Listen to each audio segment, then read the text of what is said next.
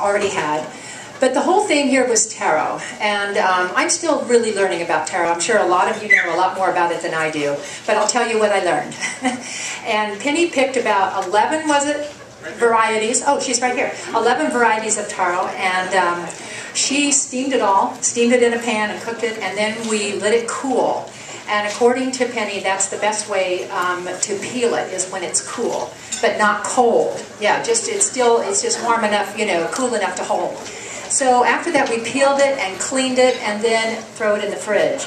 And what I want to encourage you guys to do is use this amazing local cultural food more. What we did is we made it into a taro egg salad, which many of you had with the Molokai sweet potatoes.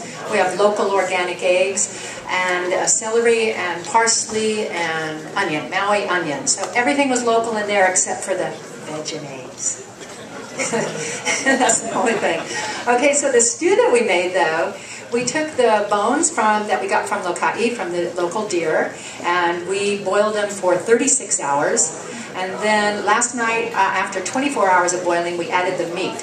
And then this morning I added the taro, and we cooked it for, I think, about 2-3 hours. 2-3 hours, because when you cook it longer, it starts to get this gravy-like, really consistency and soft. And then we added Maui onion and chayote squash and carrots and herbs. Oh yes, here's what I want to tell you.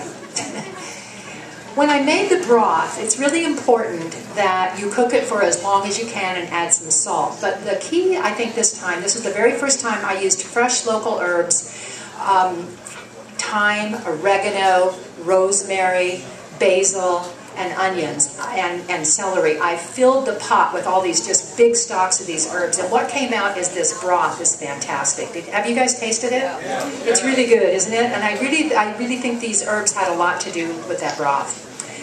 I think that's about it. I'm going to let Penny talk a little bit more about taro, and thanks all for coming.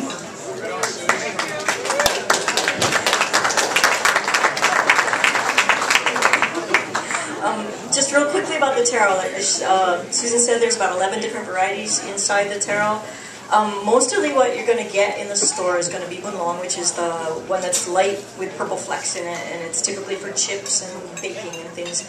These are all Hawaiian varieties. They all have different flavors, colors, consistencies. And so what we'd like to encourage you to do is ask for them in the store, so that actually you're encouraging more people to grow a diversity of taro varieties, because we have about 50 or 60 still out there that are Hawaiian varieties. Some of the taros, when you cook them, you're going to need to work with them warm or hot, because they're very hard, solid taros, lots of starch content. Other ones are real light, like the lehuas. You can work with them cooler, and they make all kinds of great dishes. You know, it's all about simple, and sometimes it's really difficult to make these foods that take various different steps. The way I like to do it is I like to get my taro, and then I steam it and cook it, and I'll wait for it to just cool down a bit, then I'll peel it, clean it, put it in the fridge. And it lasts really for a few days, and then you just have it there just to cut up, put in a salad, to saute with some vegetables, and then it's really simple. And it keeps really well too.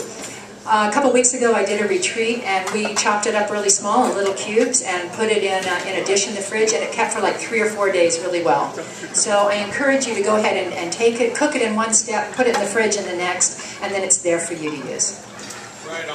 And if you want to know what varieties were in those dishes, come and ask me.